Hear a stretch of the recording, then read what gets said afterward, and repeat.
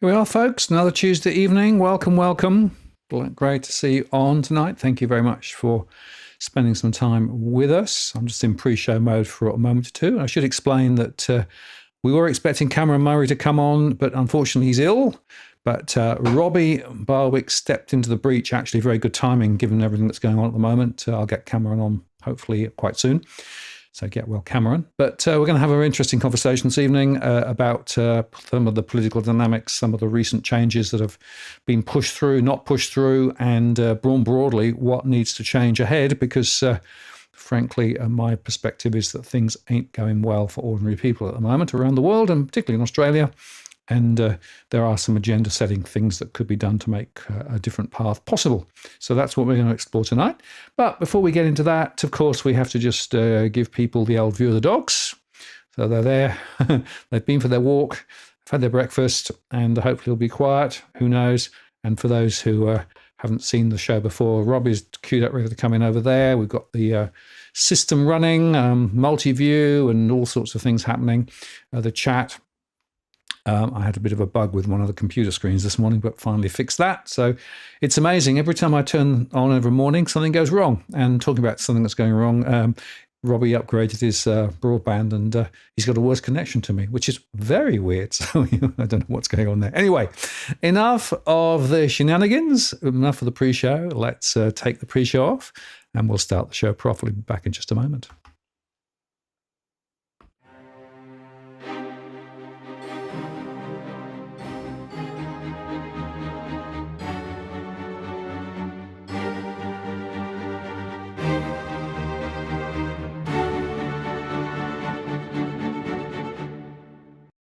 Well, good evening and welcome to this live stream on the 19th of November 2024. It's Martin North from Digital Finance and Literacy. Great to have you on this evening. Thank you very much for taking some of your Tuesday evening out to spend it with us. It's really appreciated, and nice to see some new names as well as some of the old faithfuls.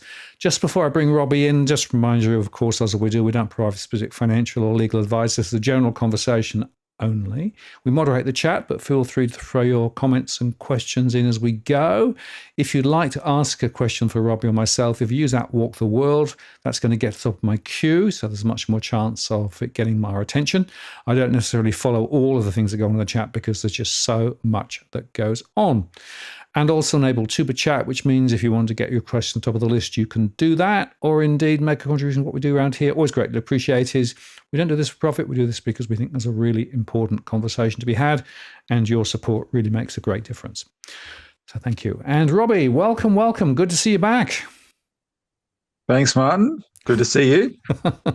And thanks for coming on at relatively short notice. I know you've had a busy few days, one way and another, what with the launch party over the weekend, or the launch program for the party over the weekend, and a few other things too.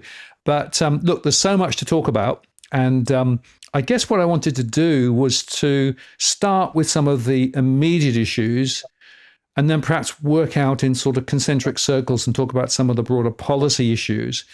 Because I think we have to also to bear in mind some of the international dynamics that are going on across the country. We'll talk about a bit about the role of the media and what they're not and what they should be doing, and also talk about the future shape of the political agenda in Australia, not least because, of course, there's a bill floating around at the moment to change the way that political funding works, and that could be disadvantageous to everybody but the big, some would say the uni party. So lots to talk about. Oh yeah, for sure. And maybe we should start with the really big one that's been on everyone's mind, and it's coming to a head right now in this last sitting of Parliament this week, which is the Mis and Disinformation Bill. Because we're on the verge of a victory here, but not one that we can take for granted. As of right now, the votes are locked, 38 to 38. And when I say locked, the no votes are locked, 38. The yes votes, I wouldn't say are locked because the Greens actually haven't declared which way they're going to vote. So that's quite important, and hopefully we can still push them to vote the right way. The worry that's been expressed to me, and this is worth reminiscing about. The worry that's been expressed to me, Martin, is that when it's 38-38, although that is a defeat for the bill because it doesn't have the absolute majority that it needs, the people who have helped organise those votes in the Parliament are concerned that someone on the no side may trip over their shoelaces on the way to the chamber and not make it in time before the doors are locked. And they do get locked. So what happens is you have 4 minutes. They ring the bells and you got 4 minutes to get into the chamber. And anything could happen in those 4 minutes. And the person who expressed this concern to me was actually concerned that it might be one of the Liberals, one or two of the Liberals that find themselves locked in the dunny or something. Because after all, it was the Liberals who initiated this bill. So then they would get the best of both worlds. They under pressure from the public, bailed out because they're, in some respects, I hate to say this, but in some respects, the Liberals in this way are smarter than Labor. They sniffed the political winds pretty quickly and bang, we're out of here, right? So they saw the revolt, 24,000 submissions to the exposure draft. That's all they needed. It's like, all right, that's enough. We defeated the cash ban in 2019 with, I think, 4,600 submissions to the exposure draft. And that was a record then. 24,000, that's all the Liberals needed. Silly Labor, though, they thought that, they'd soldier on. And but why would the Liberals be for it in the first place? Well, this is a global agenda, which we talked about recently with John Adams on your program, right? This is something that the UK has coordinated with Australia and with the EU and with people in the United States, both Democrats and Republicans, but sort of like the old type Republicans, the pre-Trump Republicans, right? This is the national security state. This is the global censorship apparatus, which ties into the global military-industrial complex, etc. The people who need to control information so they can control propaganda. And believe me, there are most of the people in the Liberal Party well and truly signed up to that. But they know that you have to manage those agendas with what the public's prepared to tolerate. And so they jumped out as quick as they could when they saw that backlash. So that's the worry. Now, what we're doing, we put out a release today saying that people really need to bear down this week and keep the pressure on the Greens. We need the Greens to come out on the right side on this, because that makes it absolutely certain then. Doesn't matter who trips over their shoelaces, right? It makes it, it removes all doubt. The bill, I'm pretty sure so it's Tuesday night. Tomorrow, the report is due to hand down, and then the bill is scheduled for presentation to the Senate next week. Yeah, and they'll vote on it. It's one of 30 bills that are in a logjam in the Senate that Labor wants to pass in this last 2 weeks. Right, it's one of 30. Anyway, just on something the Greens need to be very cognizant of here, and I'm just really flabbergasted. I have to say this, and what really surprises me, Martin, and you're the great political philosopher. You know this better than anybody. Like the basic principles around free speech and censorship are lessons that were learned centuries ago. And one of them is, when you go down this path, whatever you do will eventually be used against you. So the thing we highlighted with the Greens in this release today is something quite simple. The Greens have been very outspoken on Gaza, as has the Citizens Party. October 7 happened, and absolutely shocking. The Hamas attack was absolutely shocking. No one denies that. But within weeks, it was starting to become clear that the response to that was so extreme, so over the top, and it's just the mass slaughter of babies and innocent women, etc.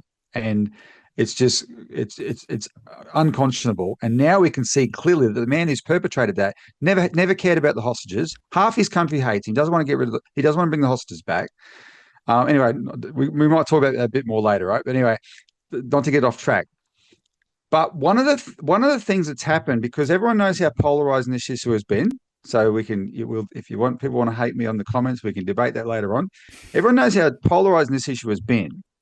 And so the people who have wanted to attack the people who are protesting the war have blamed social media for the protests.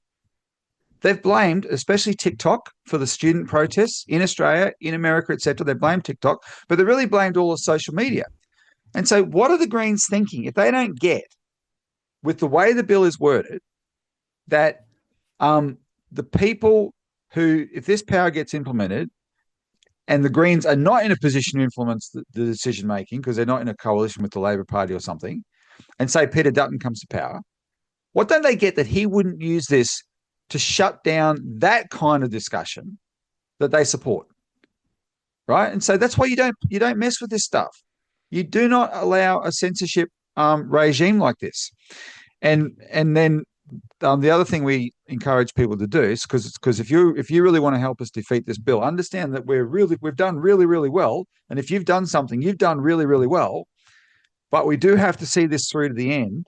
And so look at our release, call the Greens this week, email the Greens, but especially email them the link that we've provided to Professor Anne Toomey's explanation of the bill. It was exceptional. Did you see that video yet, Martin? Yeah, I actually put up a show, it's actually here, called Has the Mad, Bad Misinformation Bill Hit the Buffers? And in there, I went through some of the major evidence that went through, including Anne Toomey's. And Anne Toomey's contribution was absolutely good. And of course, she also made a separate show on her own channel as well, which was equally good too. I have to say that the quality of the evidence on the hearing was remarkable from two perspectives. One is the breadth of people who are all saying this is a mad thing to do, and also the stupidity of the government departments trying to defend the indefensible, and even ACMA being completely confused about what it was going to do and how it was going to do it. I mean, it was a laughable journey, and if you want to see a 1 hour summary of that, 8.5 hours, then this here show will give that for you. But no, Anne Toomey was exceptional, and for me, the gap between what's in the bill and what's in the explanatory memorandum, speaks very firmly that there's massive confusion even on the government's mind as to what this thing actually is. And the wriggle room that they've got in the explanatory memorandum gives them carte blanche to do all sorts of pretty disastrous things. So no, Anne Toomey, very worthwhile to listen to. And that's the thing. The truth lies in the explanatory memorandum, which thank goodness these legal experts like Anne Toomey and the Victorian Bar Incorporated, etc., were able to highlight. But let's just highlight the two relevant examples, just so people understand what the intention is, because it's always been explained to me by politicians. If you want to know the intention of a law, read the explanatory memorandum. Yep. That's how we discovered the bail-in law. Remember, the bail-in law was just this very innocuous wording that was like, maybe what does that mean? Then we read the explanatory memorandum. It was like, yeah, you should be worried about this. This is back in 2017. But one of the things that is considered harmful misinformation is anything that underlines an electoral process. And the examples of that the explanatory memorandum provided were just literally the outcomes of two elections in Europe, one in Germany, one in Italy, that whoever wrote the explanatory memorandum didn't like. I mean, this is the people who wrote this thing are, by their own admission, anti-democratic. They didn't like an election. And Senator Matt Canavan pointed out, and this is bizarre. Right now, we've got all these military exercises because that's what we're the deputy sheriff in the war machine. So this sort of stuff's happening all the time now. But one of the countries out here with Australia right now in military exercises, Martin, is Italy. The explanatory memorandum of this Labor government criticised the election of the current Italian Prime Minister, Giorgia Meloni, as the result of misinformation, disinformation. I mean, how bloody patronising and insulting can you get? They just don't like the outcome, and that was the same with The Voice, remember? They didn't like the outcome of The Voice. That's got to be misinformation, disinformation. These people are anti-democratic, and they've been caught out by this. So Anne Toomey is not a ranting and raving Robbie Barwick. She is a very measured, truly expert person on constitutional law. And so her video is exceptional. You would do excellent work to help finish off this bill by just flooding the Greens with links to that video and demanding they just, based on that video, justify why they would support this bill. Now, Martin, I got one little piece of information just to make people aware of it that may be a contingency, and that's this: if there's a sniff that with all the backroom wheeling and dealing Labor is going to do, there's talk of an amendment to the bill, which would be better not to be amended. But anyway, it's talk of an amendment to the bill that just carves out all the misinformation, disinformation part of it. And so the only part that's left is the part that, frankly, isn't really the worst thing in the world. The part that requires the tech companies to be transparent about their algorithms. Yep. That is in the bill, right? That's if they just wanted to do that, that would be fine.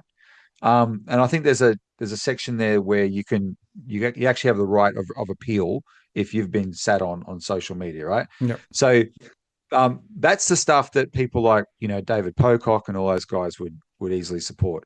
So either way, we've got the upper hand here, but let's see this through to the end. And I mean, everyone on this call, make sure you send those emails, make those calls to Green senators this week and next week, and let's just, hopefully get them to the point where it's like, okay, this is not worth it. We're going to be a no vote as well, and the thing is dead, absolutely certainly. And even if that doesn't happen, we've already got the numbers to defeat it. We just got to hope they get to the chamber on time. Absolutely, and Qantas gets them to Canberra, etc., etc. Exactly. Exactly. Well, these things happen. By the way, little rant. Bloody, I had a potential chance to go to Canberra next week. It wasn't absolutely certain, but part of my scoping it out, and it didn't end up happening, but part of my scoping out, I just looked up the flights to Canberra next week. I nearly died. Since Rex has gone, most of the Canberra trips I've done over the last few years, Martin, have been on Rex. They had one flight in and one flight out. Way cheaper than everybody else, like $140 for economy, Melbourne to Canberra. Since Rex has gone, everything was like $500 minimum on Qantas to get into Canberra. It's just this country, it is rigged. Well, talking of rigged, I don't know whether you saw Media Watch this week, but there were a couple of very interesting little pieces there. Remember, of course, that the media is excluded from the misinformation bill, right? As is the academics. Well, academics, they'll fight amongst each other, and you'll always find an academic who will justify any position you want. So, but the point is that Paul Barry went through a couple of items. Firstly, the Amsterdam riots, which were sheeted towards being, anti-Semitic, when in pogroms. Exactly. And in fact, there was a piece there where Sky made a more objective report about what was actually going on, basically saying, well, it's actually a bit of a two-way street. Some of the charge was led by some of the Jewish contingent as well as the others, right? And then blow me, they took that one down and recorded it to slant it more to show that it was anti-Semitic. So that was a very interesting tweak, and showing you that you can't trust what you see in the media, and everybody just followed the anti-Semitic flow. And then the other one, which was even in a way more concerning, that there had been an event up in the Northern Territory where spears were being thrown between two groups, and this hit the headlines in the last few days. This event, though, happened years and years ago, and yet was reported as a current event, and nobody actually thought to check. I mean, these are just examples of why you can't trust the mainstream media, and why misinformation and disinformation, if you carve out the mainstream, you're going to get fed a line, and a line that's not going to be questioned. No, exactly. And so, and then that illustrates what I think is an important discussion around what is the real motivation for this bill. Because, and this is something even the Greens have strongly questioned. Why is mainstream media exempted? They are clearly a major vector for misinformation and disinformation, which is our, modern term for what we used to, Donald Trump labeled it better, fake news, right? It's always been the case. They've been pumping people's heads full of garbage for years. They are always lying. if how do you tell the media's lying, their lips are moving? That's probably that. I think that's a politician's one as well. But the thing with the mainstream media is there's always been a relationship between the mainstream media and the major parties, or the uniparty is a better way of putting it. And that relationship was able to manage a narrative. And so there's been all through like the modern era of, like the 20th century onwards, at least, right? These big newspapers and whatever. The government could call the media. They call the media bosses. They're always run by big, companies, rich men, right? William Randolph Hearst, Keith Murdoch and Rupert Murdoch. And, this is the model. Call them up and do favors for each other. Control the news that way.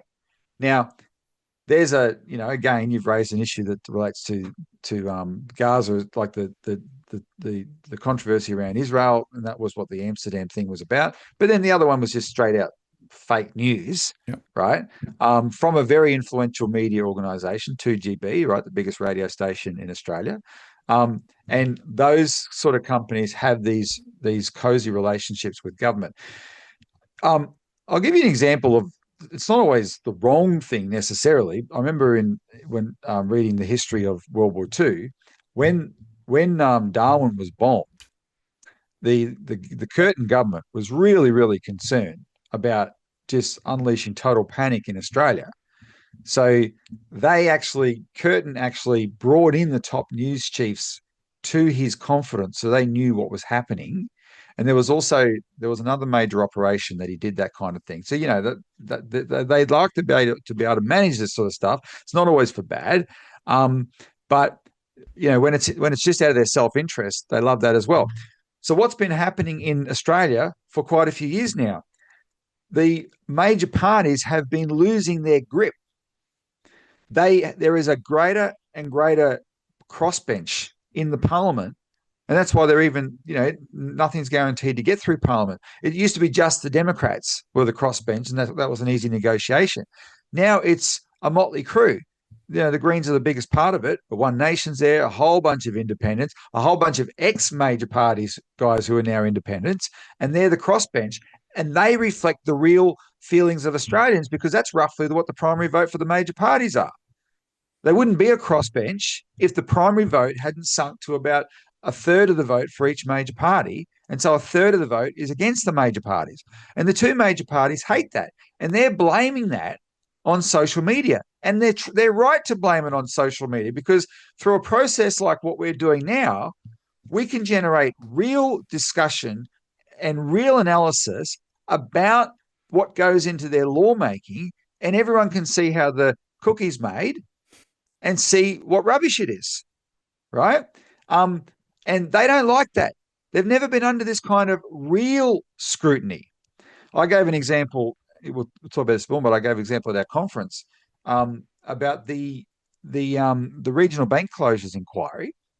Here's it's just hilarious to me how the Liberals end up, and the coalition end up jumping on the bandwagon. They'd been in government for 9 years straight, and about 6 months after losing government, they decided to jump on board this regional bank closures inquiry, and they came out swinging. And it was just humorous to me. I said, what have you been doing for 9 years? But I figured it out. They genuinely didn't think they had the right to scrutinize how the private companies like banks run their own businesses. Right? They were really well and truly in their pocket. And then through circumstances, i.e. not wanting the Citizens Party to get all the credit, they jump on board this inquiry, and straight away, they're putting the banks under pressure, and the banks are squirming like crazy.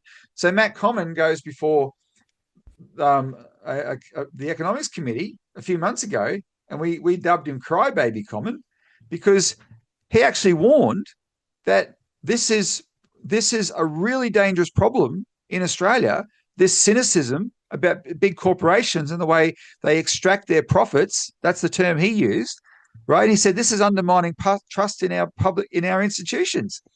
Boo hoo hoo. what he was expressing, Martin, was the terror they're feeling about they're the establishment, about they are losing their grip.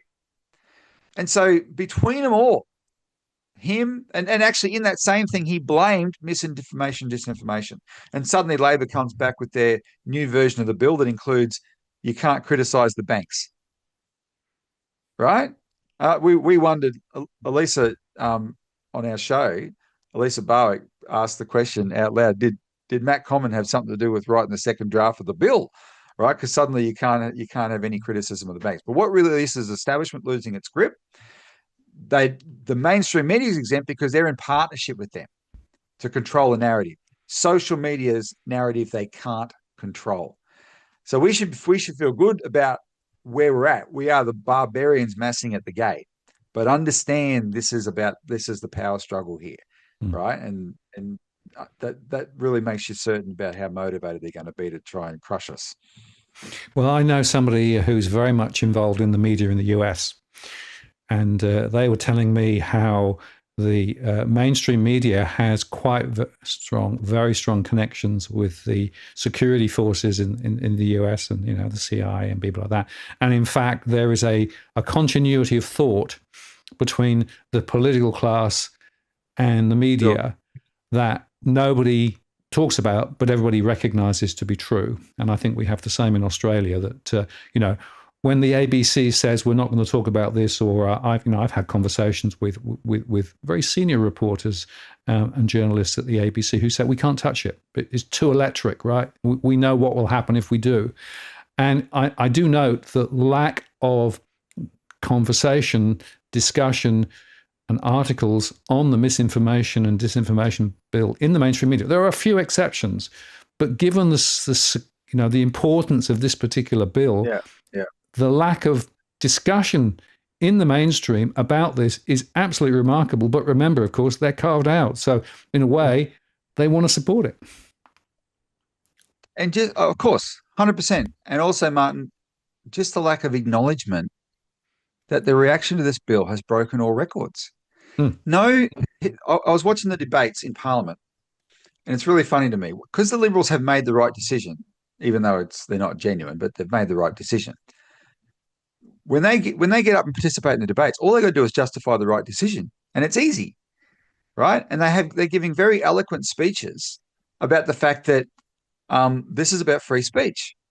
If they hadn't made the right decision, those same Liberals would have been getting up there and twisting their tongues in knots to come up with some convoluted argument to justify the opposite.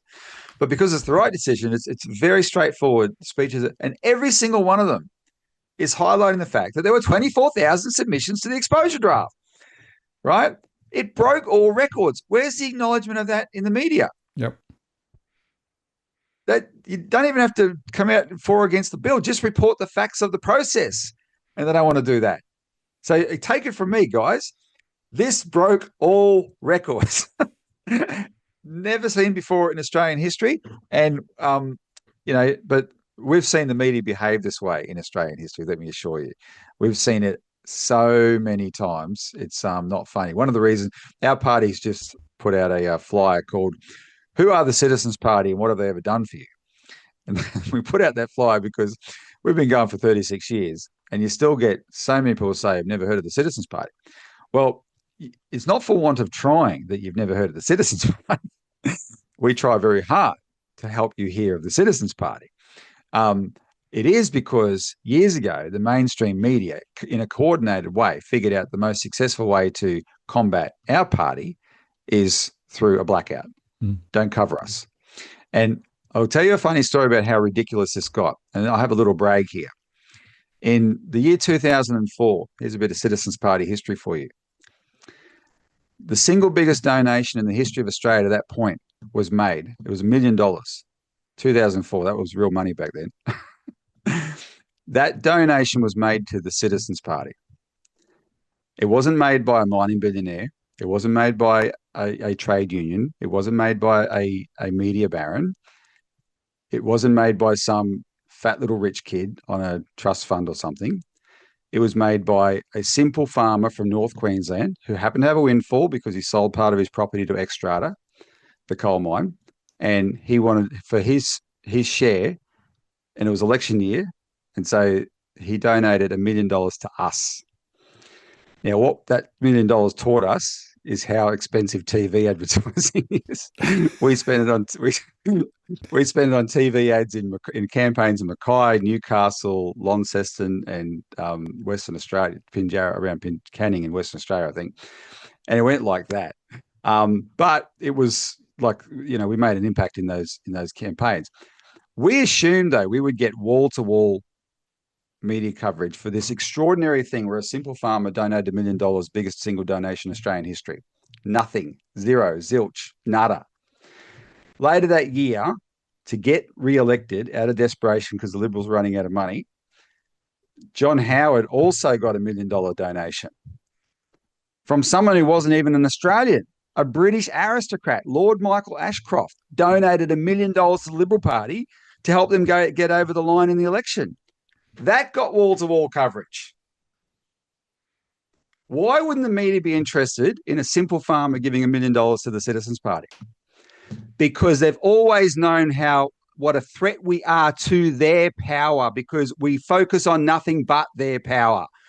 What distinguishes the Citizens Party from every other party, Martin, is our focus on, here is the corrupting power that means your government who you elect, you can't hold them accountable because they have given up their power to do the things you want to hold them accountable for. We're a corporate state. And our party from the beginning has been absolutely focused on that, not distracted by anything else. And these people know that. And we've had a lot of success lately outside of elections to really force that to the front in the policy debates, etc. And we've been a big factor in a lot of issues that have come to the fore in Parliament, including through these forums with, in collaboration with you, etc. But that's the way the media back then was able to coordinate, keeping us out of the public eye, because they could just say, well, no publicity is bad publicity. So the best way to deal with a threat like that, don't cover them. And if you've ever wondered why you've only heard of a party that's been going for 36 years recently, that is what the media does. And social media allowed us to break out of that. Right. So, let that sink in and underscore why we got to defeat this bill. Yeah. And the social media has allowed democratization to spread in many voices to emerge. Some of those voices you probably want to hear, and some of them will be saying silly things, but overall the net benefit, I think, is positive. The other side of this, of course, and this is the other benefit of the Citizens Party and indeed what DFA does, we go into stuff deep. We actually do the analysis. We actually look at the history. We look at the information. And, my experience is that we know a hell of a lot more than those politicians about any issue that they might be wanting to touch.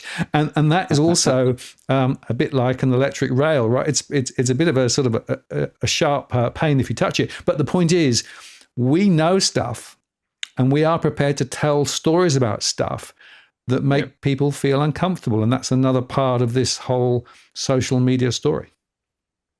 Oh, 100%. One of the secrets of our party, actually, is because we get our members to be activists, including engage with politicians. And it's one of the most empowering things you can do the first time is go and take an issue to your local politician and talk to them about it. Because the first thing you will learn is you know more than they do. And that can be surprising at first. You assume that they're pretty smart people who are in those positions. I'm not saying they're dumb, but I'm definitely not saying they're picked because they're the brightest as well. There are some bright people in there, but a lot of them are there to be yes men and women. But even besides that, there's a lot of distractions, so they can't get into things in depth. You know more than they do, and that's what we bring to the process. Very, very important.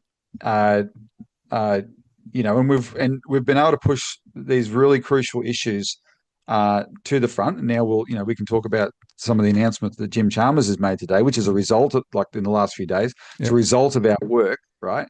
But that work is the combined process of everything we do, including these discussions with you, right? And getting Cookie Boy organised to make submissions, and I'm assuming Cookie Boy always does it every time. He's the best regular. There's probably no appeal to us for submissions or phone calls I've made that he hasn't responded to. Um, and all his compatriots on the chat here. So, but that is, and all our members, etc. There's real power in that. And yeah, now we're seeing just in the last few days, suddenly Jim Chalmers talking about all our issues. Yeah, absolutely. And let's go on and talk about that because, of course, the cash-related issues. So, firstly, Russell Broadbank said, finally, cash is crowned king. Today, the government announced that businesses selling essential goods and services will be required to accept cash. And Jason over at Cash Accepted made the point that Chalmers announced new plans to require all businesses in Australia selling food, fuel, medicine, and healthcare supplies to accept cash for payment. There is an ongoing place for cash in our society, said Jim Chalmers. Well, I wonder why that has popped up now. Well, exactly. Now, so can I say, there's no doubt in my mind that the biggest single thing that pushed this to where it is now, such that there's these a couple of big announcements, the cash one and this bank levy, is the regional banking inquiry. Because what the region and like the cash welcome campaign, these have all been crucial campaigns as well. Don't get me wrong, they've noticed that, but what the regional banking inquiry did was you have a panel of senators who were able to look into an issue very, very deeply, right, and hold lots of hearings, and the hearings went all day, and they got all the different stakeholders and experts together. And so when that inquiry came down with its recommendations, these things had real weight, and nobody in the parliament could deny that they were the result of a thorough process, right? And I emphasize thorough because I was there. I attended every minute of every damn hearing. Flew all around Australia. Now, those recommendations included, declaring access to banking and cash an essential service, things like that. So now, what the government has announced is definitely in the right direction. And with the cash mandate, it means that whatever fantasy the banks may have had to eradicate cash entirely, and they had a fantasy to do that, no doubt, that is now dead. The war on cash is well and truly being won by us, right? The people who want to save cash. So that's good. I didn't declare then that it has been won, and the reason why is because we get to see these announcements come into law. Some of them are contingent on Labor winning the next election, so we've got to see how the Liberals are going to deal with this, etc. And of course, there's going to be some argy-bargy back and forth between the government and Anna Bligh and the Banking Association about how this plays out. And Jim Chalmers, the guy who made the announcement, regards Anna Bligh as his confidant, right? His good buddy, Anna Bligh. Now, the cash, so less positively, Martin, it's an example of an aspect of Labor, and I'm going to pick on Labor because they're in government, but it's a particularly Labor thing to do as well, where they deal with an issue in a half-assed way. Because the standard is what Andrew G, and I'll give Andrew G a plug here. So Andrew G is a former Liberal who became an independent. He's a member for Clare. The National Party, the former National Party, but independent member for Clare now in New South Wales. He put up the bill to require all businesses to accept cash, and it was seconded by Bob Katter and supported by Di Lee, the independent member for Fowler in Sydney. And this was about 6 months ago. So they put up that bill to do that. Their bill was quite thoughtful. It allowed exemptions, but only specific exemptions in specific instances. They wanted all businesses to accept cash. What Chalmers has come up with here is a bill that requires all businesses that sell essential goods and services to accept cash, but all small businesses exempt it.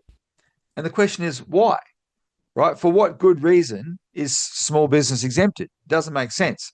So, here's the original bill. Andrew G has said that Labor did not engage with him on the bill. They just come up with this. So what they've done is they've seized the initiative, if I can call it that, to look like they're doing something, and they've come up with something that, yes, it's a step in the right direction. It's got to be implemented after the election, though. So we have to see if it will be, and if they lose the election, will the Liberals? But still, nevertheless, it's half-assed. That's the issue. And the other thing with the bank levy is similar. So they've got a bank levy that they've announced to where the banks that close branches will subsidise the banks in regional Australia that keep them open. And it's been described as like a carbon trading scheme, right? So the banks that close branches will buy bank closure credits, equivalent carbon credits from the banks that keep them open, and that will help subsidise them. And what it doesn't do is open more branches. That's what it doesn't do.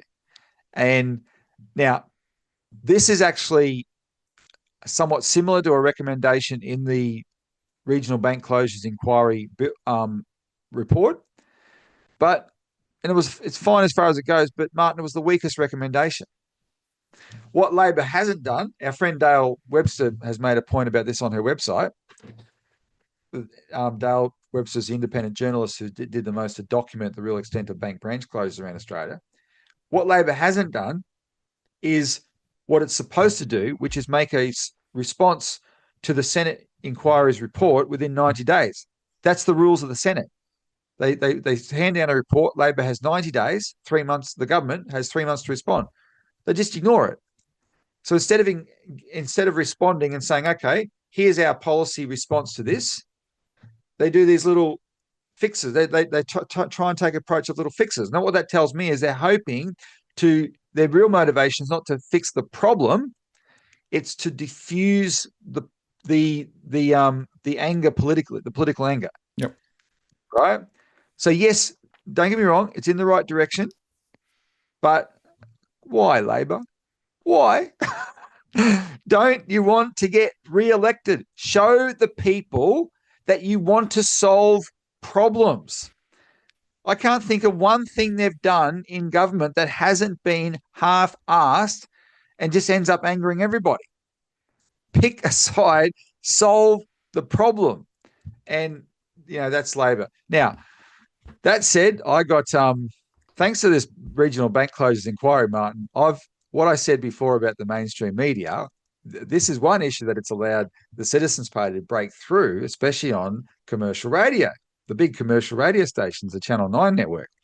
So for the last 18 months, I've been such a regular on 6PR in Perth, 5AA in Adelaide, and even quite a few times 3AW here in Melbourne, which is a very big one. A couple of times 2GB in Sydney. But Perth and Adelaide, they get me on quite regularly. Every time there's a cash or banking issue, call Robert Barwick and I'm on there. This week, the other day, yesterday actually, when I got on 5AA in Adelaide, they booked me to talk to before they booked Stephen Jones, the minister, the financial services minister. So I went first, and then he had to listen to me, and he went second. And he's announcing these policies and putting a good face on them. But he said two things that were quite important in a good way in that interview. One thing he said was that the regional bank closures inquiry did a very good job. So it was good to hear the government acknowledging that.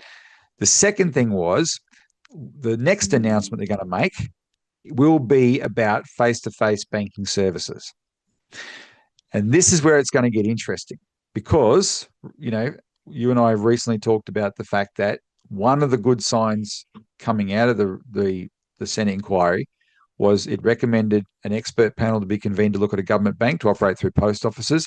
On the 29th of August, the Australian newspaper reported a government bank operating out of Australia Post back on Labor's agenda. And that's since been confirmed by somebody to this same Stephen Jones, the minister. He's confirmed that they're in discussion about it. So if this happens, this is a massive victory for our campaign, right? We went into this campaign to get this outcome, to get a public bank back, and the best model is one that operates through post offices. Now, the problem is, I'm looking forward to the announcement, but the question is, will Labor do it right and do it in such a way that they can come up with a powerful institution that's the fifth pillar in the Australian banking system that really takes competition up to the banks. And that competition alone is enough to make the banks actually start behaving properly in regional areas and not just stop closing branches, but reopen them? Or are they going to do the same half-assed approaches with these other announcements? Whatever they do, we will keep pushing. Don't get me wrong, right? Once you've got a foot in the door, you've got a foot in the door, and we can always enlarge it. But that's what I'm, chewing my nails about. What's Labor going to do with this one? Mm. And without giving too much away, Robbie, I will say that we've been doing a bit of primary consumer research on this question of a postal bank. And so we basically asked in our surveys people's attitudes towards the idea of having an alternative bank, a postal bank that effectively would provide services in the local area. And the initial results, we're still running the survey at the moment, show massive support in the community for an alternative to the existing banks that are there at the moment. It's strongest in the regional areas, as you would expect, but is also quite strong even in the cities. And so it's pretty much across the whole of the country. So that'll be quite a powerful stake in the ground as we accumulate more information from our surveys. We're running it each week at the moment to show that there is actually not only political motivation for doing this from the inquiry, but also community support for doing it. And, politicians should be smelling the wind here and understanding that this is actually something which could be a vote winner. They sure should. But remember, we're up against this power of vested interests, and they're not going to go away. They're not going to voluntarily just retreat and say, okay, people, have your government back. No, indeed. And we know that the banks are lobbying very heavily behind the scenes, as they always do. They spend a lot of money, time and effort, ponying up to the political parties, all of the political parties, the major political parties, not just one or the other. It's basically, spreading the love everywhere, and always, exerting influence, as the major gas cartels do, as the major supermarkets do, as the major airlines do. Pretty much the whole of government is lobbied almost incessantly by corporate interests, the resources sector being another one. And so what we have to do is to recognize that lobbying goes on. But what we're trying to do here is to get the people's voice to really come up and be a good counterpoint to those corporate messages. And because ordinary people in Australia are hurting at the moment, really hurting, and they're really frustrated with what's been happening with regard to taxes and government and all of those things. And I think the US election actually was a really interesting observation. A lot of people voted because their own financial and personal situation has been degraded dramatically over recent times. And I think that's something worth understanding, because when it comes to the next election, whilst there will be a lot of big picture issues and, and woke issues and all things that people may want to talk about, it is actually the economy, Stu. It is actually ordinary households. And in fact, did you see this? The RBA came out and said that the distressed home sales are rising, according to the RBA. Number of homes being put up for sale because owners are financially distressed is rising. This is despite higher property prices cushioning the impact of many borrowers. And borrowers who are experiencing persistent difficulties servicing their mortgages with no further options to adjust their finances may decide to sell their home, Chris Kent, the RBA's assistant governor, said. And of course, this is in the context, Robbie, of interest rates being higher for longer. Post-Trump, of course, we've seen yields rising.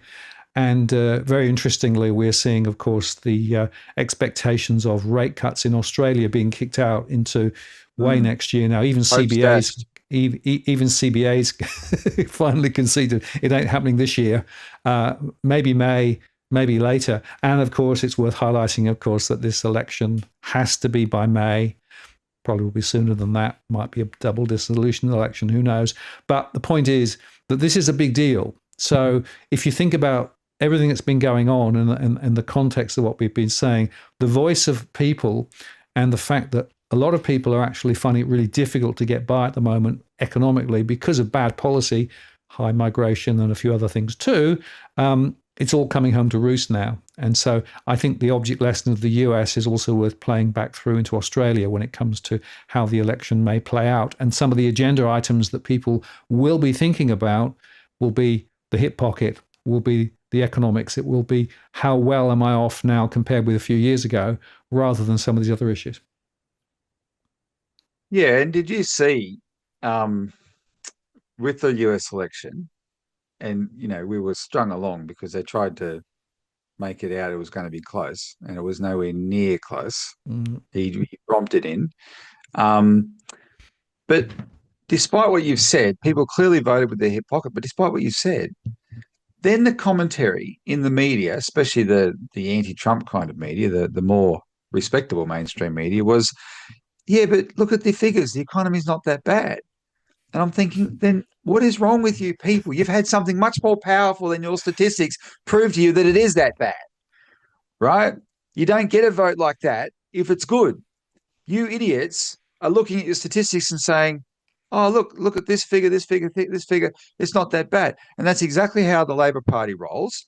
So the Labor Party, and and I'm not saying that to be a fan of Liberals, but the Labor Party, they have this was I remember this from the Gillard Rudd years as well. They convinced themselves that, oh, it's not the way people are feeling that's the problem.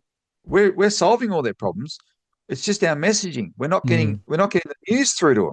You wouldn't have to get the news through to them if you were solving their problem. They would feel it. Well, Robbie, just link that back directly back to the misinformation, right? If they can try and control the information, they will try and get those messages out, and the other stuff won't get out.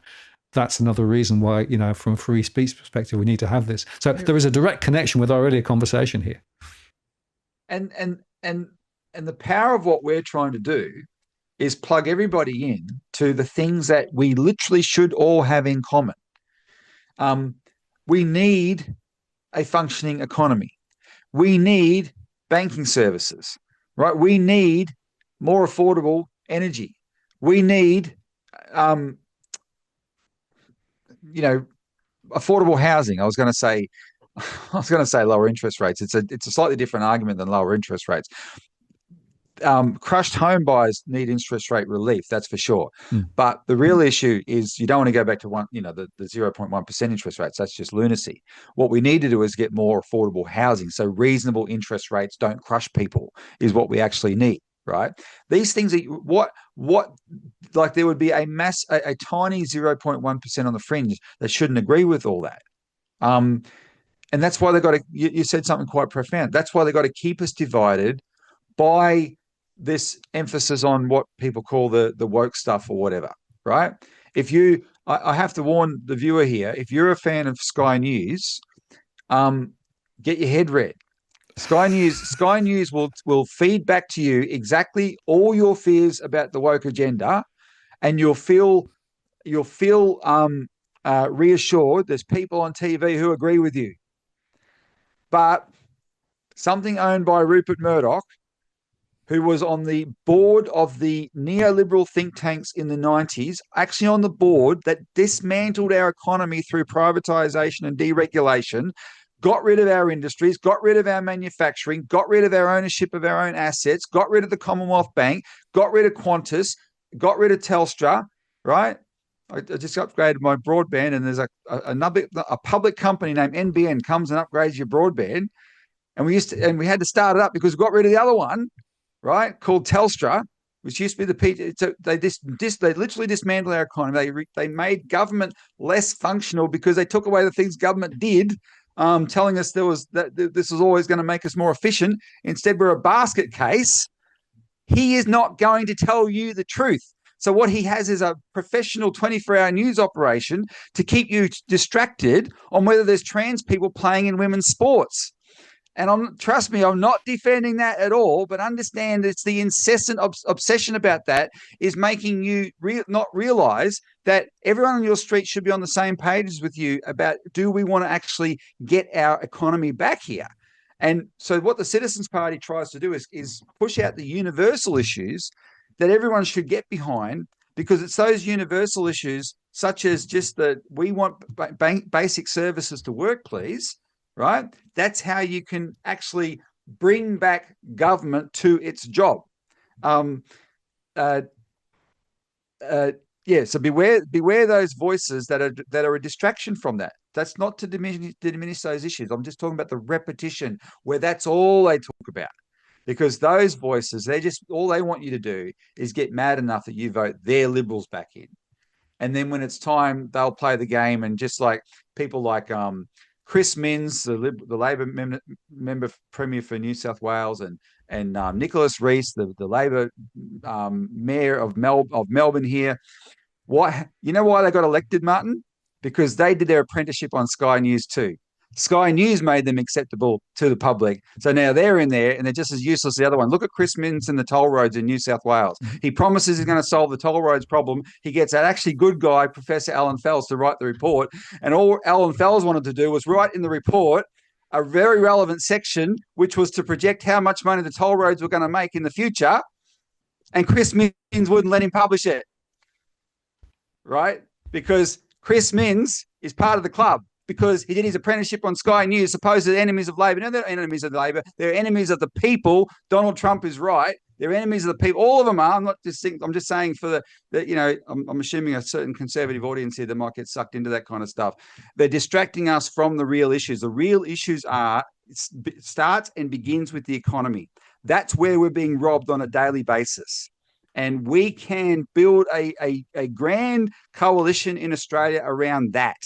Our party has collaborations with the Greens, with One Nation, with the Independents, even with individuals in Parliament inside the major parties. We don't collaborate on everything, but we collaborate on these core issues that revolve around the economy that affect everybody. Right. And I think if we can build this grand coalition around these issues, which we're doing, our whole discussion so far has been about the policies we've pushed onto this government. I've complained about their half-assed, but they wouldn't have it without us. Just would not have happened without us, without this process. We need to keep that up and not get distracted by these other things. Yeah, absolutely. And, I think distraction and what I call misdirection is something worth understanding, right? So if there's a thing that people don't want you to see, what they do will create another thing over there and throw a lot of time and effort and money at it. Like The Voice, for example, I would argue that's a good example of distraction and misdirection, right? Massive amount of political time and effort going to something. Now, there might be some laudable aims in the middle of it, but actually for ordinary people who are in Australia, as in other countries, finding it really, really hard to get ahead and, the cost of living continues to rise, all of those things are making it very, very hard. And by the way, just sort of small aside, but I'm going to have a bit of a rant here. Did you notice this? Forthcoming correction to childcare costs in the Consumer Price Index. The ABS has recently identified it made errors in estimating the impact of the government's reforms to increase the rate of childcare subsidies and its eligibility parameters when they took effect. So they're going to make some changes to the CPI. Now, I have to tell you, I am shocked. No, I'm not shocked. I'm not shocked and surprised at all. We know that the real numbers, what people are really feeling, are way off what the official statistics are at the moment. And in fact, if you take account of the cost of living, including mortgage or rent, which of course aren't in the, fully in the official statistics, fully mortgages, we know that the real CPI is probably 6, 7, or 8 at the moment, rather than 2 or 3, right? So once again, what you're doing is you're getting a story which isn't the full story. Yeah, and explain to me, if you're a government, like Labor's a one-term government, do they want to be a one-term government? If you're a government, goes back to my early point. You want to solve problems, don't you? So don't. It doesn't take you and me, Martin, sitting here to know that the headline inflation figure does not equal the cost of living.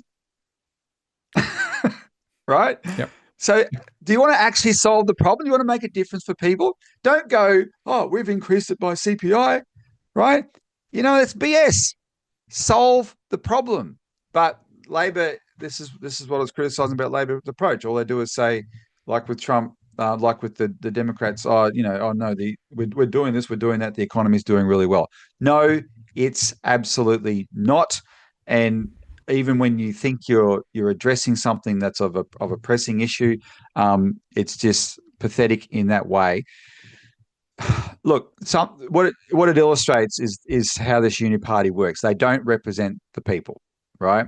Now we had we can talk about this more in a minute, but we had our national policy launch on Sunday, Martin. As you saw, some of it was live streamed. The theme was called "Return Government to the People, Take Back National and Economic Sovereignty." And by sovereignty, we mean what puts the people in charge, so that the government we elect is accountable to us. And that's why I rant so much about these bloody relationships between the government and these private corporations, that they've outsourced the functions of government to these corporations. And so the things that piss us off on a daily basis, the government doesn't know how to do anymore. They used to know how to do all this stuff. They don't know how to do it anymore. And they say, "Oh no, that's not a government function now. That's a private electricity company or whatever." And we therefore can't hold them accountable. And if we can't hold them accountable, we're not in charge. We don't have economic sovereignty in Australia. And we make the same argument about our foreign policy. We don't have national sovereignty because we've outsourced that to the Yanks and the Brits through AUKUS, and long before AUKUS actually, but etc. We are not in charge of our own decision making. We could be. We need to assert it, but it's got to come from the people to do that. And the real pressing issue to make that happen is this understanding that this economy will never serve us until we actually get that power back. And that's the nub of the fight. Spot on. And that's ever more important. I've always had the view that democracy essentially means that the politicians at the bottom of the pyramid supporting and enabling society and community and businesses and people to thrive and survive, right? Rather than actually the other, which is a top-down thing, where effectively they try and impose. And quite often, in fact, what they're imposing is an agenda which is set not just within Australia, but an international agenda, whether it's, as you say, the Yanks or whatever, or whether it's actually the IMF and the other, non-elected people who actually think they know better, the technocrats who think they know what the future should be. I think there's quite a lot going on at the moment. And some of those top-down directives, including this information, as we touched on earlier on, and the way that the economy should work, is not actually in the interests of ordinary people. So it has to be turned on its head, and that means that democracy has to come back. And that's the first point. The second point is, given what we know about the US, and I made a show on this the other day, you can forget certainty, you can forget low interest rates. The Fed is now even saying that maybe they're not going to cut rates. And the reason for that is that the Trump tariff story and the Trump higher inflation story and more debt story is going to have a hugely profound impact on not just the US, but on us too. And we are not in a good position in Australia because of the very high energy costs that we've got, because of the fact that our manufacturing sector has pretty much, been thrown to the dogs, because of the fact we've got a lot of households who are actually struggling to get by, a lot of small businesses that are losing money and going out of business, and we've got a huge demand on housing that we can't meet at the moment, as well as other things. And then we've got the China connection and the question of the economic, flows to and from China. All those things mean that we are highly exposed in Australia to some of these things. And unless we can find a different way of thinking about the problem, we're going to perpetuate a society where tax continues to go up, where there are less and less services for ordinary people, that more and more jobs will be created by government and will be in the government sector rather than the private sector. Productivity will continue to degrade and go down, and effectively the GDP per capita, in other words, the measure of wealth, the share of the cake per individual, will continue to drop, which is what's happened for the last few years. And by the way, real incomes have also dropped for most people in real terms over the last decade plus. So it's not like we're actually basing the future on success. What we're doing at the moment is basing the future on massive failure over 20, 30, 40 years, bad policy, neoliberalism, the deregulation of the financial system, which benefited the financial players around the earth, the international thrust, particularly to the US. All of those things have not done Australia and Australians well, which is why we need a different story. Yeah. Anthony Albanese is clearly nervous about Trump, and Rudd's nervous about Trump and finding out what they used to say. Trump seems to know what Rudd used to say about him. We all saw what Albanese used to. I've actually been looking forward to this time, Martin, when it looked like Trump might win. I was looking forward to this because what we're watching now is Labor is Albo do like a 10-meter dive, with a double twist and a pike and whatever to land with his lips firmly on Trump's butt. Because when Trump was in office last time, Labor was in opposition and they had the luxury to be quite snide about Trump because of Trump's character and, all that kind of stuff. But in a way they would never do in government because they're just as big a suckholes to the Americans as the Liberals are, right? And now we're going to see it. And so what has Albo said already about in relation to Trump and the tariffs? His message is, Mr. Trump, Australia deserves to be exempt from that because, look, Mr. Trump, you have a trade surplus with us, right? And think about what that means for a minute. I've been highlighting this for years. Yeah, they do have a trade surplus with us. That means America makes a profit just from the trade alone with Australia. On top of that, it's the biggest foreign investor in Australia, and so it gets to take all those profits out of Australia from its foreign investments. And with the whole AUKUS malarkey, not only have we turned ourselves into a military base for the Americans, where we've got the nuclear subs in Perth, the nuclear bombers in Darwin, B-2 stealth bombers in Brisbane, Pine Gap, etc.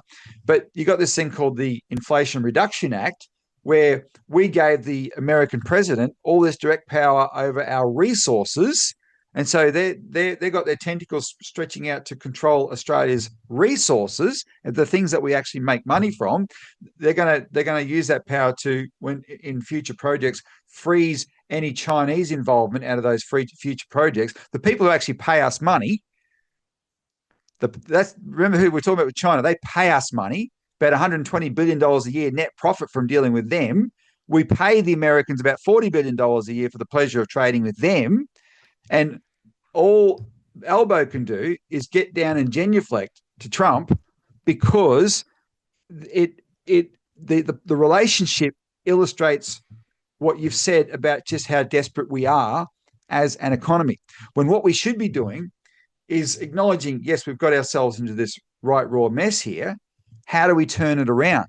How do we give ourselves start growing a manufacturing base so that we can have some import substitution, not be so desperately dependent on imports, etc. When all these trade wars go off again and whatnot. How could we play a more independent role in international diplomacy and trade diplomacy and those sort of things, so that a country like America, has Australia pushing back at some point and saying, hang on, that's not in our interests. And if we say so publicly, your public will think that you're screwing over Crocodile Dundee down here, their favorite cousin kind of thing, right? And, actually put up an independent voice on these things for once and have an input into the American debate that way. That's not to say, like, I actually don't have a specific criticism of Trump's intention for his own economy. He's depends on who he appoints and all that kind of thing, right? But see, he's trying to do the same thing there, or at least he says rhetorically he's trying to do the same thing there that we should be thinking about doing here. How do we get, you can't get all your industries back. A part of the went to the rest. There's a really brilliant Iraqi restaurant inside the complex that used to be the Ford factory facility here in Melbourne in Broadmeadows. So the Ford factory covered massive facility, covered acres and acres and acres. And so in one of the service roads, some enterprising Iraqi family have started a really brilliant restaurant. We were just there the other day. But when you go there, I've been there a few times, but you now go past acre after acre after acre of empty paddock to get there. And all those paddocks used to be big production sheds for Ford. The center of Australian manufacturing used to be in those, those paddocks. We're not going to get them back by putting up tariffs in Australia. That's not how we're going to do it. But we have to have an intention to do things, and scope it out, but make it our intention. I can't predict how everything would work out, but scope it out and make it our intention so we can do these things. I have this shout out to Paul Gendra. I hope you're watching, Paul. My mate, my Czechoslovakian mate here in Melbourne is an engineer who told me something really profound. I've told you on this show before, but in 2020 in lockdown, Paul used to call me up because he was an essential service. He's an engineer, and it was never easier for him to get around Melbourne because we're all in lockdown. But these people were really busy because of the supply chain problems. Suddenly, all the domestic engineering businesses in Australia were run off their feet. The big companies needed parts, and they needed them now, and they had to turn to locally instead of sourcing them overseas. And Paul's the guy who said to me, the $5 billion, the billions and billions of dollars that we're spending on JobKeeper to pay people to sit home. He said, if you take $5 billion, share it among 1,000 small engineering firms in Australia, and say, here you go, here's $5 million each to get your product to market. You're not allowed to spend it on a house. You're not allowed to spend it on a car. Get your product to market, because he said, look, a lot of these engineers are no good at business. They're good at making things. They're no good at business. So he said, look, you would have, some would fail, some would succeed, but he said 5 would become bigger than BHP. That's the potential that exists in Australia. If they just have some support to get to do the back end economic stuff to get it to where it needs to go. But we're a country that hasn't done that. We've lost so many great inventions in this country because we have our system for the last 40 years has absolutely refused to back anything here in Australia. Those solar panels that are being manufactured in China for all around the world, they were designed in the bloody University of New South Wales, and they couldn't get backing here in Australia. And there's case after case after case of that sort of thing. So that's the sort of these are the shifts that we need, right? We can do these things if we actually bring back that intention, because we bloody well need it. We absolutely need it, or else we're toast in this country. And everything we've talked about in this more international context, Martin, is all about the economics of it. Add to that the danger of war, right, which we're contributing to by just being a suckhole and going along with it so far. World war that threatens to be nuclear war, and it's curtains for everybody. So the shift in thinking has to be really universal here, and our country has to own up to our role in it and the fact that we need that shift too. Don't just blame these other countries, and no, own up to our role in it, and let's have a shift in thinking and go back to making the system work for everyone. Yeah, and so it's about priorities, and it's about objectives.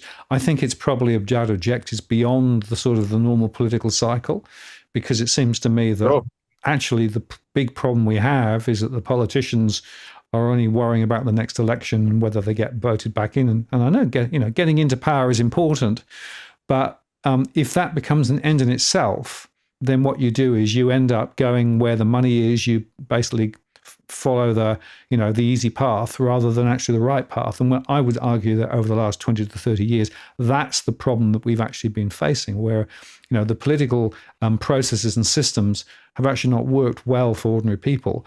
But it's actually about getting re-elected and keeping the status quo. The uni party, and the more and more I see these two major parties, they are the same. They've got a different label, different color, but most of the policies are pretty much the same.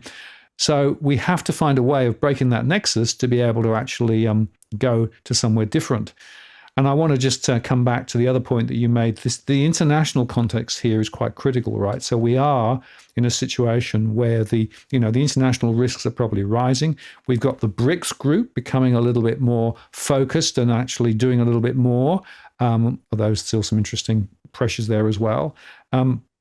We've got the US, who's losing a lot of the argument about what its future is, and is, I think, a little bit desperate to try and, change the game up or change it differently. And, that's another reason perhaps why Trump got in. The trouble is, Australia is going to get caught in the crossfire if we're not jolly careful, both economically and maybe even worse. And that's why this is a really important conversation. Yes, at our conference on Sunday, one of our speakers was John Shipton, the father of Julian Assange. And one of the things that John was able to talk about was the BRICS conference. He was one of only 2 Australians who attended it. And this was a conference representing 40% of the world's population. I mean, the BRICS has grown very, very large. Yep. It's got the majority of the world's oil production is represented by the BRICS, right? The countries like Australia sneer at this process at their peril. That is the world's center of gravity. It's bigger than the G7. The BRICS, in terms of economic size, is bigger than the G7, and not surprising because it includes China and India. Now, China and India are 2 countries that the Americans, with our support, have tried hard to pry apart and get at loggerheads.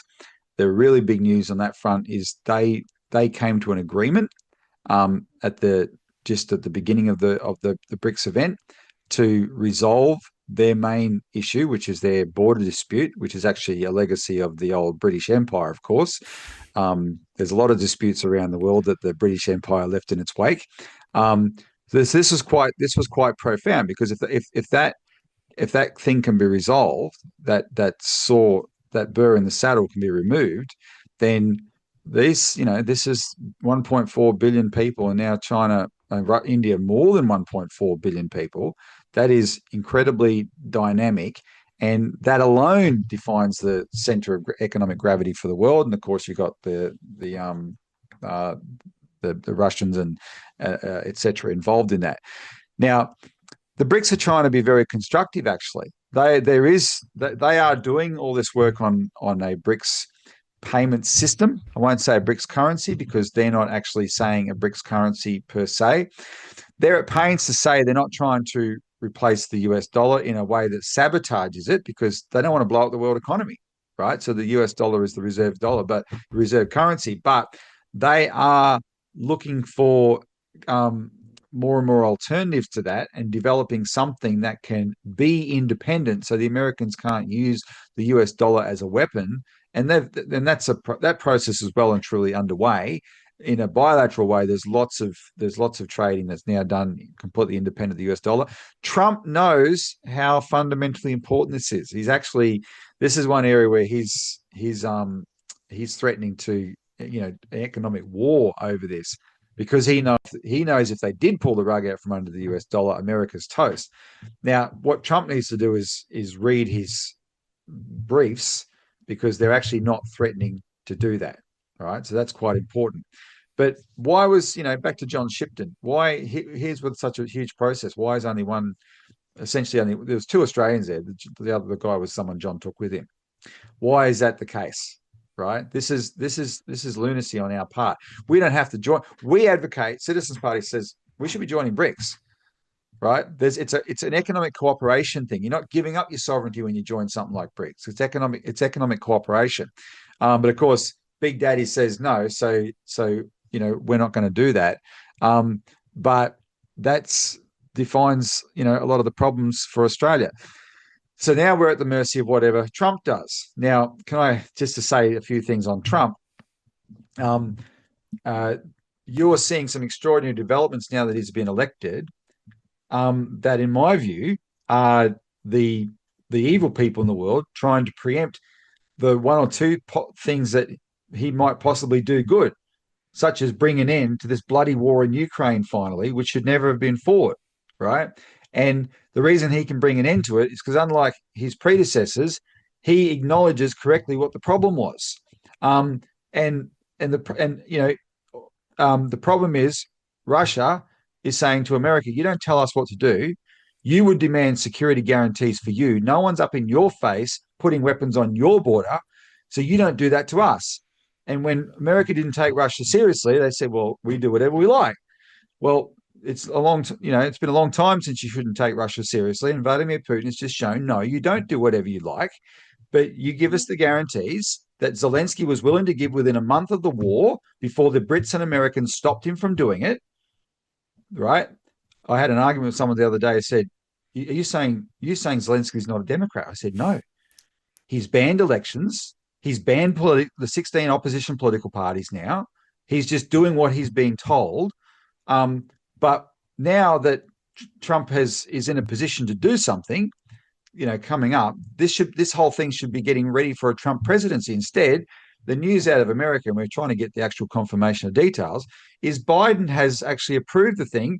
And when I say those words, everyone listening should realize, well, clearly if Biden's approved it, someone else really did it. He's not running the show. That dottery old geriatric is not in charge at all.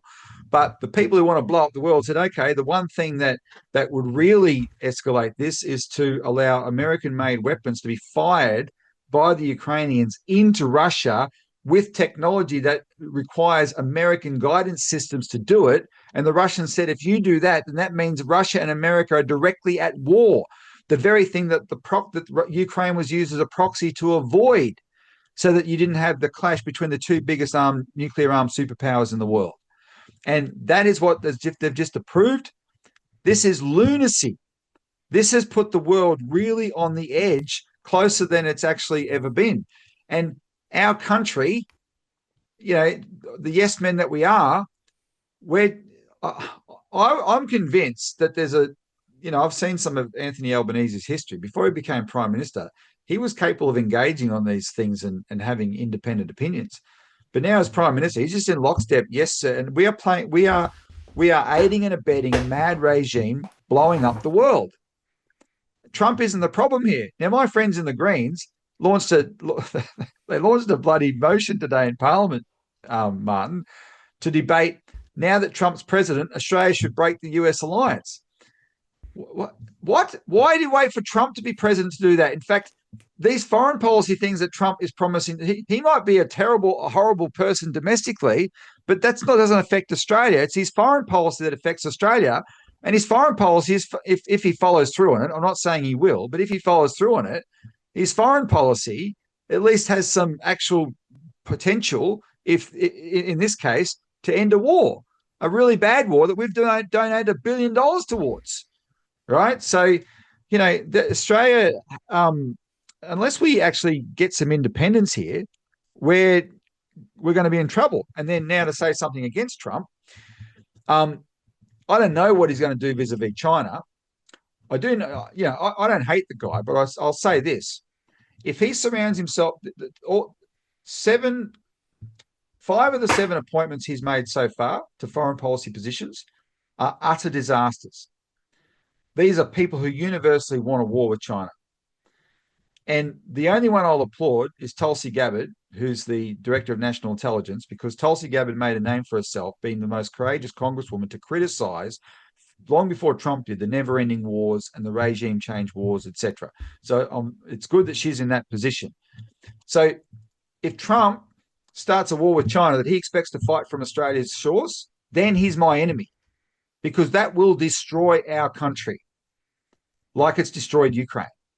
And this is again where it's not about hating on Trump. It's about, the issue is not Trump. The issue is Australia. Are we going to be independent or not? And people who have got sucked into this China agenda for a long time, you need to take stock of some of the things I'm telling you. And one of those things to take stock of is, how come Paul Keating, Malcolm Fraser would never in a million years have accepted Australian US Marines in Darwin, nuclear submarines in Perth, B-52 bombers in Darwin. They would never. They were always Trump. They were always America's allies. These people, Martin, always. Malcolm Fraser was America's ally at the second hotspot of the Cold War. Paul Keating was America's ally, but they would never have allowed their ally to put those facilities here. You know why? Because that's what you do in a war. And they didn't want to be in a war. So we've done it without being in a war, because it means we are allowing ourselves to become the base for a war. because we don't have an independent foreign policy. We don't have national sovereignty in this country. And if that goes pear-shaped, that trumps all other issues, because the Pine Gap, Russia recently put us on a list of 47 countries that are hostile to Russia. They released this list. They did it for a reason. They're sending a message. If these particular American missiles in Ukraine are called ATACMS, if those ATACMS are fired deep into Russia, they will require guidance from Pine Gap. Do you know what that means? It means the Russians are within their rights to send their own missile over to the Northern Territory to knock Pine Gap out. That's what that means. And if we go into a war with China and America's got all its bloody arsenal established in Australia, those missiles from China are going to be raining down on us. And this is just nuts. I hope people agree with that. So, yeah, what's the issue? The issue is independent foreign policy. The issue is getting a message to parliamentarians so they turn around and say, all right, someone get on the phone to Trump and say, okay, you have a peace initiative, we're going to support it. But if your advisors are telling you that they've got Australia sewn up, we're going to be your base in the war, forget it. Take your stuff out of here. We don't want it. That's our best way of contributing to world peace. Indeed. Well, it's a really concerning time, and certainly the doomsday clock is closer than it's been for quite some time, and for these reasons. So it'll be interesting to see how it plays out. And I agree that Australia needs to have a better handle on its own international policies rather than just being the poodle, which is what it's been for a long time. And the poodle, yep. Yeah, and talking of poodles, there's another one I just want to touch on before we end. Energy policy, right? We have a ridiculous energy policy in Australia at the moment. Our energy price is very high because we're pricing electricity off the marginal price of gas. Marginal price of gas is being set by the international gas exporters. That's our stuff being sold to the international market, and now we're actually looking like we're going to have to import it back into Australia. So the energy strategy for Australia is also another very important policy area, which I think again needs major rework. Well, we're in our policy launch. We've called for a nationalised electricity company that can also encourage the states to renationalise their electricity. I'll give you a little bit of context. So until 2009, the Citizens Party had a really profound relationship with a great engineer named Lance Endersby. And Lance was a power engineer, and he had started his career while he was still a student at Melbourne University building the Snowy Mountain scheme. Quick aside, he always told a great story about that. The Hudson, the engineer who was in charge of the scheme, he sent Lance and his colleagues over to America to tour the Tennessee Valley Authority and learn everything they could. And when they came back, he said, what did you learn? And they said, well, everything they do, we can do here too. And he said, exactly, that's why I sent you. You already know what to do. He sent them so they could get some confidence. Anyway, so this was transformative for Lance, and then he went after the Snowy Mountain scheme. He helped build the Tassie Hydro scheme.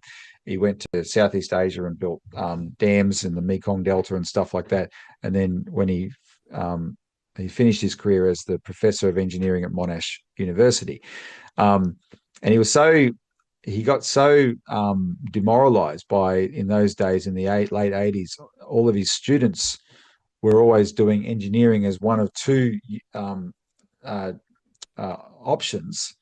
The other one was usually commerce, because none of them were confident they'd get a job actually in engineering, right? They thought they'd have to pursue business careers. And so he spent his own super to travel around Australia, scoping out these great economic development ideas.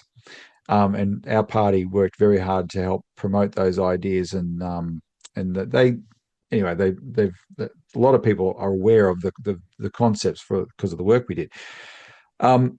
Lance always liked to point out that when they finished the Snowy Mountain scheme, they priced the electricity quite simply. They just amortized the debt on the scheme, such as it was, and to pay it off. And the electricity was set just so that the unit price covered the cost of the scheme and the debt, basically covered the cost of the debt. And there was your electricity price. And that's how electricity was priced forever in Australia, because it was always developed by state enterprises that, I know brown coal was dirty, but it was actually brown coal in the Latrobe Valley in Victoria was an engineering marvel when they developed it. They found a way to burn glorified mud, right? Cheapest energy in the world. The hydro schemes, etc. The biggest issue is not the form of energy it was that it was in public hands. It wasn't there to make a profit. It was there to provide a service to the country, so the country made a profit. And that was one of Australia's competitive advantages. And in 1992, Martin, the Productivity Commission did a report criticising Australia's electricity system, and they had three criticisms. One criticism was that it employed too many people. So the Latrobe Valley in Victoria had too many apprentices. They thought that was a bit over the top. Another criticism was there was cross subsidisation. The city people paid a cent a kilowatt more, so the country people could pay a cent a kilowatt less. And another criticism was it produced too much electricity. There was an abundance of electricity. They did not say it was too expensive. They admitted in the report that we still had the cheapest electricity in the world. So in other words, they had to get so anal to find these three problems with our electricity system. And their conclusion was, to solve these three problems, we have to corporatize it and then privatize it. Now, you and your viewers tell me, 30 years later, has that improved our electricity system? We've gone from cheapest electricity in the world, where there's an abundance of electricity and there's plenty of electricians being trained as apprentices in the Latrobe Valley, to absolutely goddamn chaos. I mean, seriously. So don't try and tell me there's little fiddles you can do. Yes, the fact we've even got it on a bloody mechanism with the gas is ridiculous. That should have been broken ages ago. It is an absolute crime we're allowing this gas cartel to plunder us, to gouge us. It is the energy equivalent, Martin, of what the British did to Ireland in 1845 to 1849 famine, because what most people don't realise is the only thing that went bad in that famine was the bloody potatoes. Ireland was producing enormous quantities of food on the estates owned by absentee British landlords. And the British Army was there to make sure that food got from the farms to the ports to go and be eaten in England, and the Irish people who were starving couldn't touch it. We have that with gas.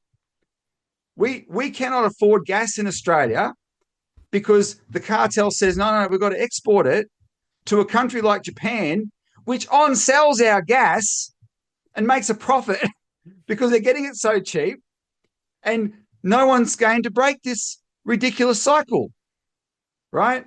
So there's no solution here that does not involve the government. And this is what all my libertarian friends out here, get this through your head. Only the government can fix this.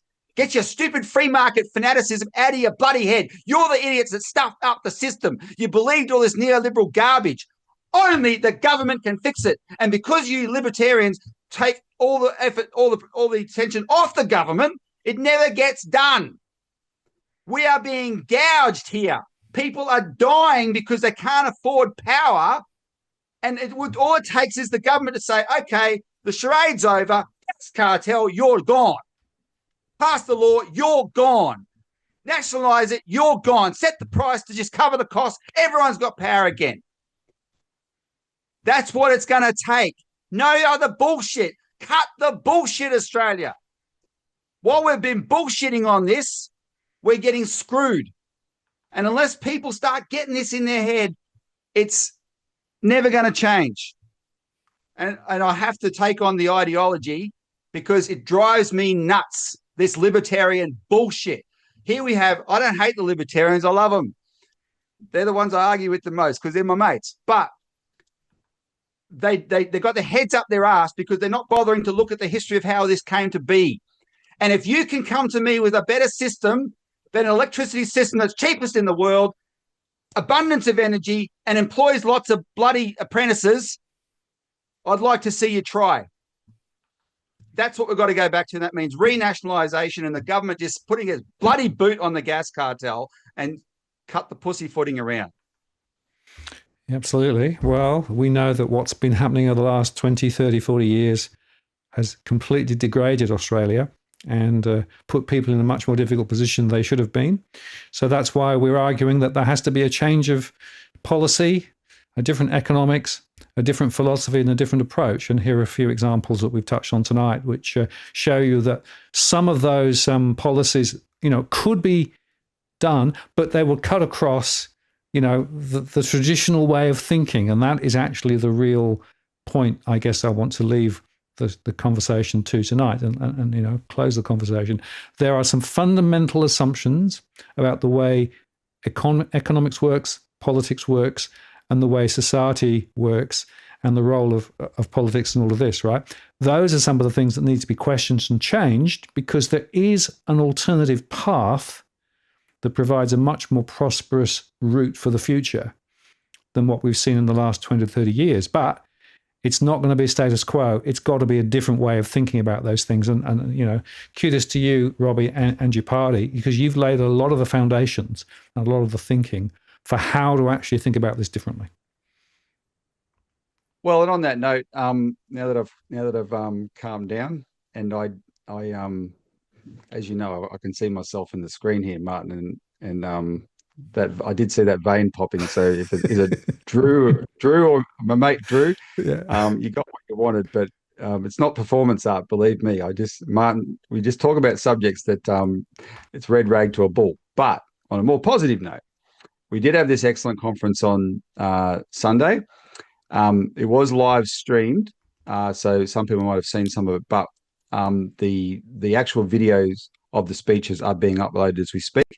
The great John Adams presented to our conference, and his speech has already been uploaded, which is about abolish and replace ASIC. So you can get on our channel and look at that now. It's really worth looking at. We gave Martin, we gave John 20 minutes and he took 45. But what do you expect? No one went to sleep because it's John Adams.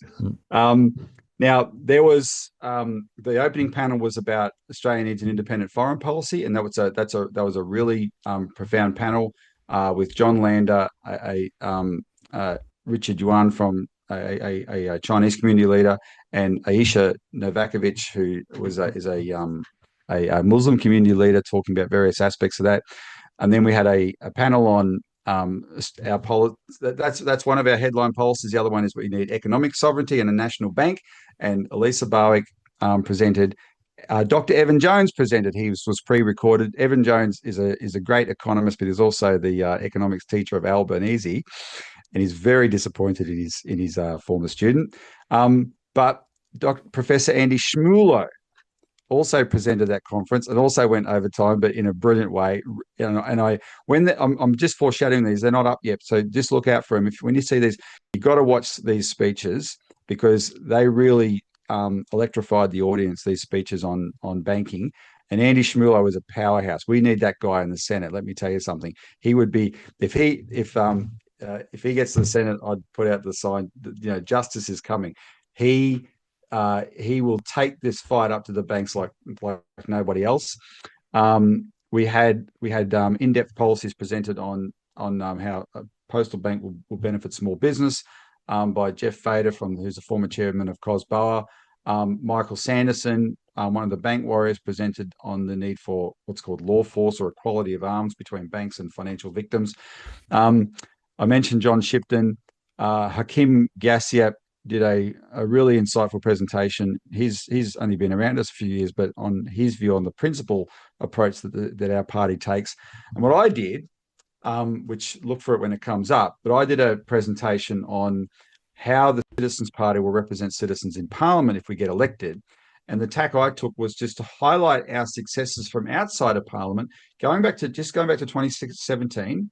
And 2017, we picked that because that's when the bail-in fight started. And of course, the bail-in fight, Martin, is what introduced me to you and to John Adams, etc., and also to a friend in the Greens Party, the late Fraser Brindley. And one of the features of our work has been cooperation. We really value cooperation. So we lay it all out there, and from that time, it's just we've introduced, we've achieved 11 Senate inquiries since 2017, introduced legislation 4 times, and stopped 2 bills, and are about to stop a 3rd bill through our work, either single-handedly or as part of a broader mobilisation where we've played an important role. And so that record shows people how the Citizens Party operates. And the question is, if this party can be that successful outside of Parliament, what could we do inside Parliament? And that's the message we want to get to the public for the election campaign. But I really encourage people to watch these speeches and help share them around, as that you'll see them we hope to have them all up by the end of the week. Just look at the quality of input that's gone into developing our policies with our focus on these vested interests. That's the key thing, right? Because that, to us, that's what you got to break. You can argue the details of different policies till the cows come home, but if we don't break the vested interest, then we're arguing over something we don't have any power over. That's the point. We have to break those vested interests, control over politics, and then the people once again have the power. And then I'll go back to arguing with the Greens on specific, things, and arguing with the Liberals on specific things, and Labor and the, you can argue the details on those things then, because the better argument hopefully will win. But we don't have the power yet. And that's why we've got to break the vested interest. That's what we're concentrating on. Yeah, Robbie, well, thank you. And a lot of people in the chat are saying, great. Alison said, another great session. Good night, everyone. Cheers, Alison. And Jason, thanks for the super chat. Robbie, if people want to find out more about the Citizens Party, where do they go? citizensparty.org.au, and it's called the Citizens Party Australian Citizens Party on YouTube. And if you want to talk to us, call our toll-free number 1-800-636-432. And I just want to highlight that you do a weekly show on YouTube as well, and also a weekly publication, which is worth its weight in gold. So much really good insight goes into it. Thanks, Martin. Robbie, thank you very much for your time tonight. Really appreciate it. I think we've covered a lot of ground, very important issues, and I'll look forward to keeping the conversation going in the weeks ahead. So things will continue to evolve. So I'll take it offline now, and I'm going to close the show. Take care. Thank you. Thanks. There you go. Well, I hope you enjoyed that really powerful conversation from Robbie tonight. And thank you very much for all the conversation and everything that's went on in the chat there.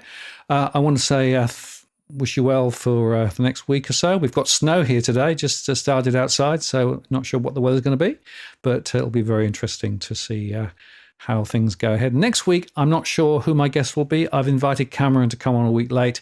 We'll see whether he does that. If he doesn't, I'll find probably somebody else, or I may even come on myself and we'll have a conversation. Always things to talk about. But anyway, thank you very much for sharing some time with them this evening. The dogs are here, looking at the snow through the window halfway through, and then they've come back to go back for a bit more of a snooze. So that'll be interesting. And I'll look forward to seeing you on the next Tuesday show, which will be live. And also, of course, I put out recorded shows each day of the week. Thank you very much for all the comments, super chats, and thank you for your time tonight. This is Martin North from Digital Finance Analytics signing off. We'll see you next time. Take care.